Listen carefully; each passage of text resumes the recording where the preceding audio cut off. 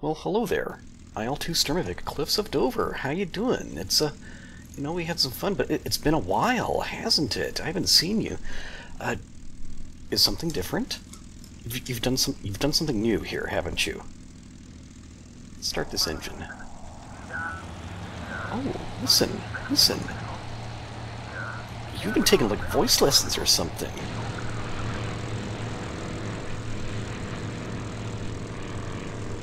Okay.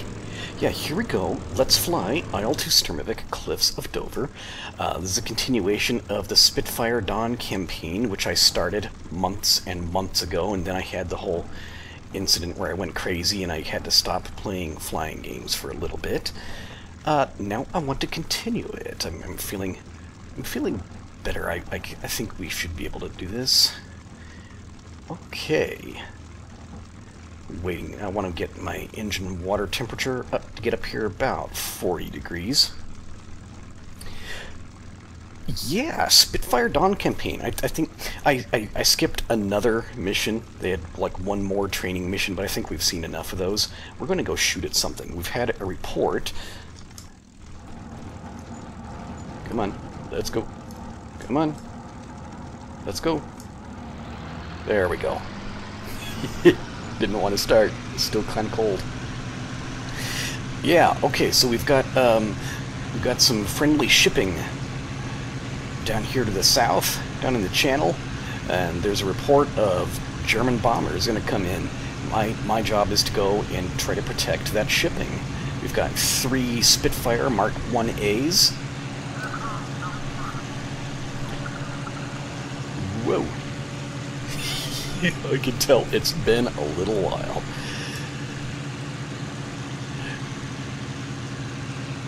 Okay, playing with engine settings. Alright, let's keep that boost down here, bottom right.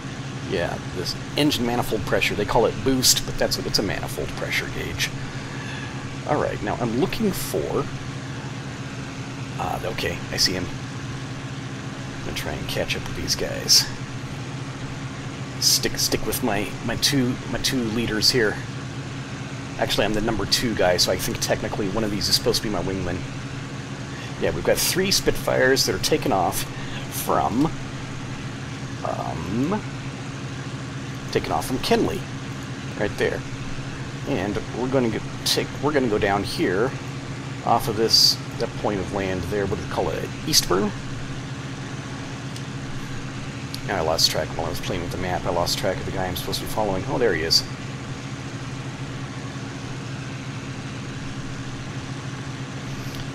And we're going to look for some bombers. We're going to shoot them. Yeah, the game. Okay, in the intervening months since the last time I played this, there's been a revamp to the graphics, there's been a revamp to the sounds. It is a work in progress.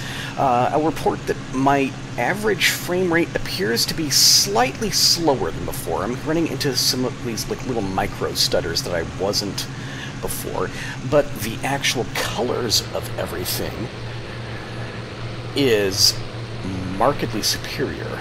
This is an improvement. The sound, much better. The sounds that came with the game in its original release, they were disappointing. There's just no getting around it, no other way to say it.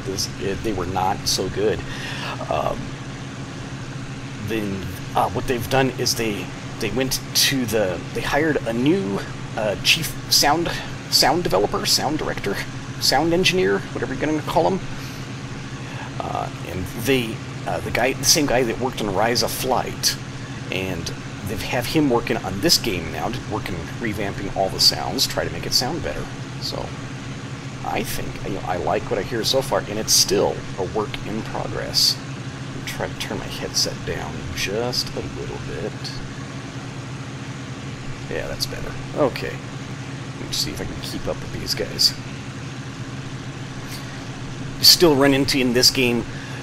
Anybody that's ever played the original IL-2 Sturmovik 1946, you'd be very, very familiar with the problem that the AI airplanes that you're supposed to be flying with, that They have incredible performance out of their engines without any overheating problems. So, yeah, it's always a real effort to catch up, to keep up with these characters.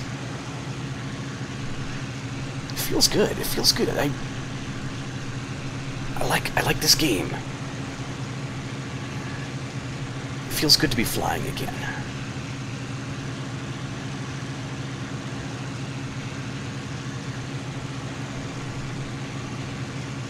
So we're going to go through this cloud here. So, the character in this campaign, I've graduated from flight training. I'm a flight officer now. I'm really not certain exactly what the British rank is. Hey, watch this cool effect. We can go in here. Well, not the strobing, but yeah, see the condensation it forms, which you know that you just went through a cloud. I think that's kind of nifty. Yeah, the strobing, that's kind of a bug. You see the propeller flickering. Although it's really, that's about the only time in real life that I remember actually seeing the propeller while flying a real airplane is actually while in a cloud.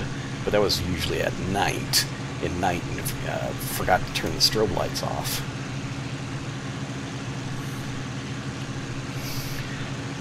Wow, okay. Yeah, commentary. I'm just kind of rambling around here. I don't think I'm even completing too many thoughts. I'm just checking out the scenery. Let's do some more exterior views. Yeah, that sun glare. They've changed that. We've got richer colors now on the landscape and on the aircraft. This all looks good. Oh no, my buddies are leaving me behind. Wait for me, guys.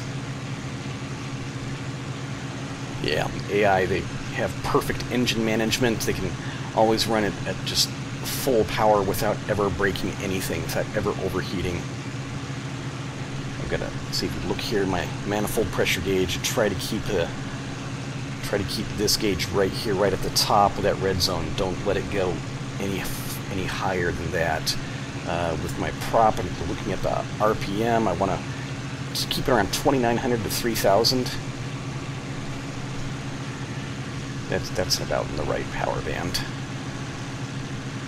Actually, crank that. Also taking a look at engine water temperature here. 100, that's okay. It gets 110, that's okay. You get more above any higher than like 110, and you start to run into problems. So. You take a look over here on the left. These are actually what I'm doing with the engine controls. One on the left, that's propeller pitch. That's my propeller control. T, throttle, M, mixture, which in this one, this airplane has two different settings. You've got auto rich or auto lean. I've got it set to auto lean almost all the time, because that's what works at the full power, full throttle setting. And the blue one over here, that is radiator. It's actually outside of this airplane. Yeah, that box underneath the right wing, it's got a little flap. The radiator control actually opens and closes that flap. Controls how much air goes through there.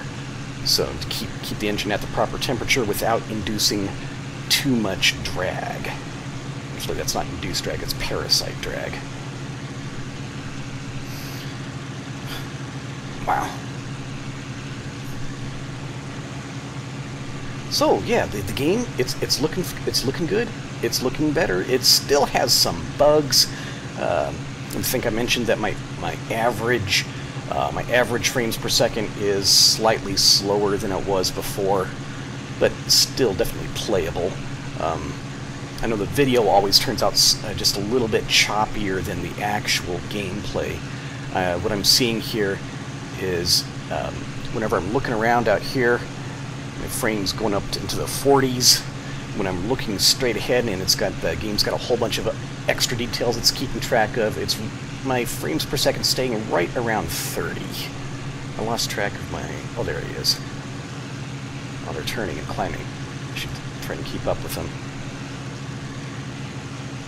Sometimes it's hard to talk and fly at the same time. But that's okay. It's still a fun hobby. And I lost them again. Oh, there they are. One thing, in a couple of these patches that I took a look at the forums, and I'm not the only one that's going to complain about it. The developers did break something in the visibility of different aircraft. It is more difficult now to see these guys at range than it is supposed to be. I'm not certain why they changed it. I thought that I thought that in the game's original version, the way it was released, I thought the dot visibility at range was just fine. That was my personal opinion. But they've changed it now, and it's actually more difficult to keep track of distant aircraft than it is in reality, using just the good old Mark I eyeball. It can be very difficult to spot a distant aircraft. You've got this tiny little moving speck against a moving background. But usually, once you've spotted them, I'm talking about in reality, you can keep an eye on them pretty easily. These were just my distant aircraft keeps on fading between the pixels on the screen.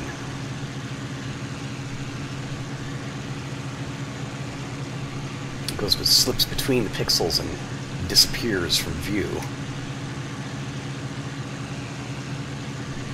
Okay, so somewhere down here is supposed to be our small convoy. I'm not certain if convoy is the right. Yeah, I guess convoy is the right word. There's 3 ships. I bet you they're under the nose of the airplane. Oh, hey, where are we going, guys?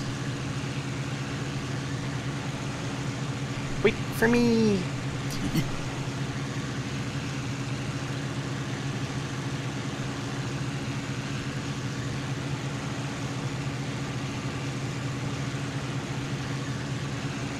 And we're climbing some more. Let's open that radiator up a little bit in anticipation of it getting hot as we climb. And now we're leveling off.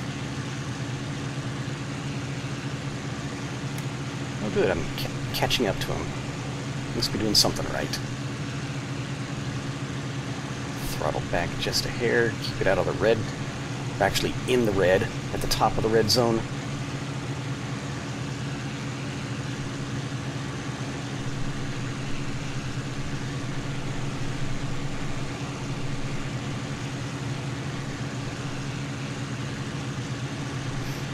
Yeah, this feels good. This feels good to be doing this again. I did feel bad about initially abandoning this Let's Play. It's Let's Fly, I need to call it, because that's what I decided to call things in that channel. It'll make me happy to get back into it, get it done again. I'm about to demonstrate to you that I'm decent at flying airplanes. I think I can say that without being too egotistical. I think that's just a statement of fact that I'm decent at flying them. I'm a really bad shot.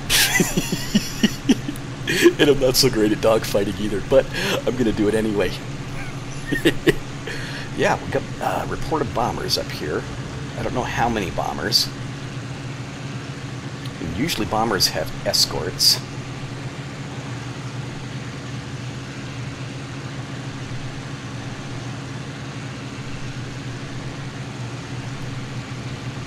Whoops, don't get too close.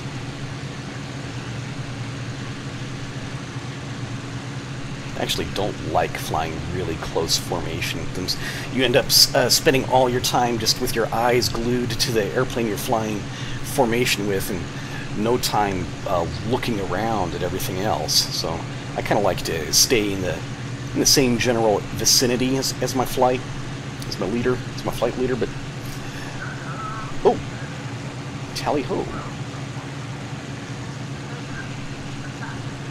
Okay, he says he sees bombers 12 o'clock. I do. Ooh, I see a speck. I see flak. Whoa, guys. Careful.